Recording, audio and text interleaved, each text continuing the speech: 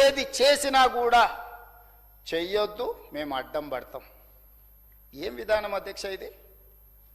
ఇది ఈ రోజే లేదు, ఇప్పుడేం ఆశ్చర్యపడాల్సిన అవసరం లేదు అధ్యక్ష. దేవతల సమయంలో కూడా దేవతలు యజ్ఞాలు యాగాలు ప్రజల యొక్క యోగక్షేమాలకు చేసినప్పుడు శుక్రాచార్యుడు తెలుసు కదా అధ్యక్ష, రాక్షసుల కులగురువు, ఆయన శిష్యులు ఇద్దరు ఉన్నారు, మారీచుడు సుబాహుడు అని. వాళ్ళు యాగాలు చేసినప్పుడు రక్త మాంసాలు, వీళ్ళేమో యజ్ఞాలు యాగాలు చేయడానికి నెయ్యి పోసి అన్ని మంచి పనులు చేస్తుంటే వాళ్ళు పైనుంచి రక్తాన్ని మాంసాలను పోసి యజ్ఞాన్ని యాగాలను భగ్నం చేయాలనే ప్రయత్నం చేసిండ్రు అధ్యక్ష. చివరికి మారీచుడు సుబాహుడు ఏ విధంగా పోయినరో మీకు తెలుసు. రావణాసురుడి మామనే మారీచుడు అధ్యక్ష ఈరోజు వాళ్ళ పేర్లు వాళ్ళ ఇంటి పేర్లు వాళ్ళు ఇక్కడ చెప్పాల్సిన అవసరం లేదు, వాళ్ళని నేనేమో అడుగుతలేను అధ్యక్ష. ఇద్దరు బావమరుదులు ఉన్నారు అధ్యక్ష. బావ కొంచెం హుషారు, బావమరుదు కొంచెం మన ఊర్లలో ఎడ్డోడు అంటారు చూడు, అట్లా అన్నమాట. ఇద్దరు కలిసి అడిగిపోయారు ఇలా విహారయాత్ర పోదామని. ఆడ పులి తన పాటికి తను నీళ్లు తాగుతూ ఉంది. బావ తెలివికల్లోడు కదా, రాయి తీసుకొని రాయి కొట్టినోడు చెట్టు ఎక్కిండు పులి వస్తుందని. బామార్ది నేను కొట్టలే కదా నన్నేమంటది, కొట్టినోడు చెట్టు ఎక్కిండు వాడినే కరుస్తుంది అనుకోండు, కానీ పులి వచ్చి బామార్దిని తినేసింది అధ్యక్ష. ఈ రకమైన పరిస్థితి తెలంగాణ రాష్ట్రంలో ఉంది అధ్యక్ష. అందుకే బామార్ది బావని నమ్మిండు అనుకో, పులి తింటుంది అధ్యక్ష.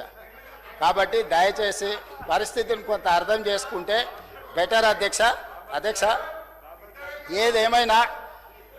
ఏదేమైనా అధ్యక్ష, క్యూర్లో ఈరోజు మనం ప్రణాళికలు తీసుకొచ్చి ఈ క్యూర్ని ప్రక్షాళన చేసుకొని దీన్ని కంప్లీట్గా సర్వీస్ సెక్టర్గా చేసుకోవాల్సిన అవసరం ఉంది అధ్యక్ష.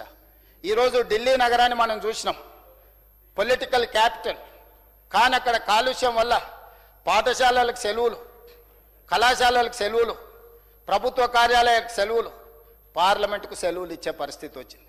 ప్రజలు నివసించలేని పరిస్థితికి ఈరోజు ఢిల్లీ నగరం చేరుకున్నది. ముంబై ఫైనాన్షియల్ క్యాపిటల్, కానీ ఒక్క వర్షం వస్తే అతలాకుతలమైపోయి ఒక్క ఇంచు కూడా కదలలేని పరిస్థితి. ఈ రోజులో ముంబైలో పెట్టుబడులు పెట్టేవాళ్ళు, పెద్ద ఫైనాన్షియల్ ఇన్స్టిట్యూషన్స్ ఈరోజు అక్కడ నివసించలేని పరిస్థితి. ముంబై పరిస్థితి కూడా ఈరోజు చేయి దాటిపోతున్నది.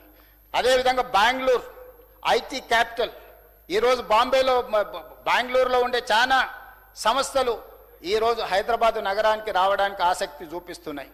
ట్రాఫిక్ జామ్లు ఎట్లున్నాయో మీరు చూసిండ్రు, పొల్యూషన్ ఎట్లుందో మీరు చూసిండ్రు. అదేవిధంగా చెన్నై వర్షం వస్తే అపార్ట్మెంట్లకి ఇళ్లకి నీళ్ళు వచ్చి పడవల్లో తిరిగే పరిస్థితి.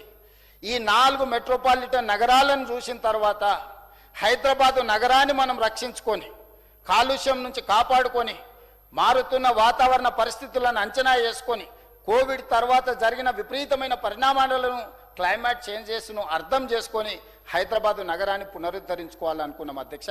అందుకే మూసీ నది ప్రక్షాళన చేయాలని ఒక బృహత్తరమైన కార్యక్రమాన్ని తీసుకొని